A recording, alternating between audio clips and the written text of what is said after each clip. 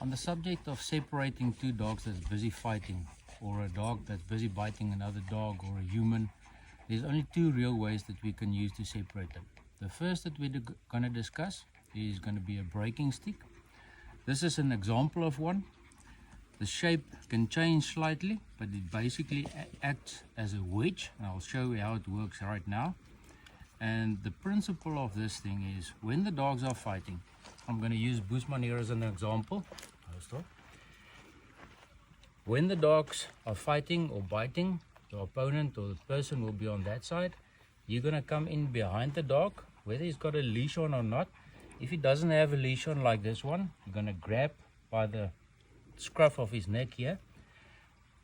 This tip of the wedge is going to go right in there behind the main canines, and as you can see, there's a natural place, and as they go in, you twist this wedge and you can see the mouth opens and the bite will be broken. Do not use a spoon or a steel object for this. You will break the teeth, you will hurt yourself, you won't have the wedging capabilities to open that bite. So get yourself a proper breaking stick, either made of wood or of plastic, or perspex. That will also work. Okay. The second method that we're going to discuss is using either your lead rope or a secondary rope lying around. I've got a lead rope, a round lead rope. When doing this, make sure that your lead rope isn't a thin nylon rope type of thing. You don't want anything that's thinner than your middle finger,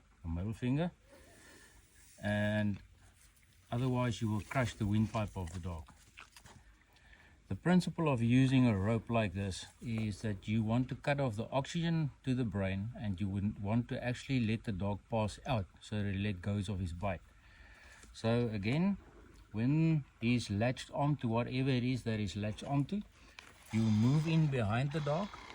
If you've got a knot on it like that, it's a nice way to tuck it underneath the chin like this and get it up as high as you can. Don't pull it onto the chest because you're not going to be able to suffocate him there. You pull this rope high, as close to the junction of the jaw as possible, and on this thing you simply pull back, and you can see his action immediately.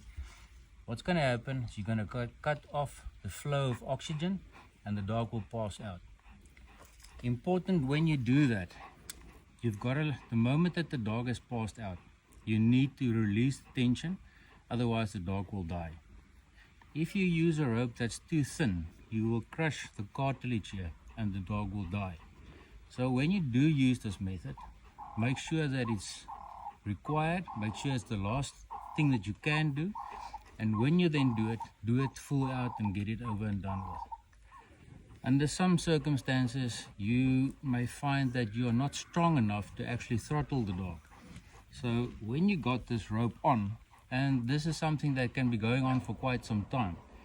So when you got the rope on and you're not strong enough to simply pull back and throttle the dog, you can make a loop, and if you find anything, a stick, a broom or anything goes in here like a wedge, and you simply wind this thing up like this, and that will force the throat closed and the dog will pass out.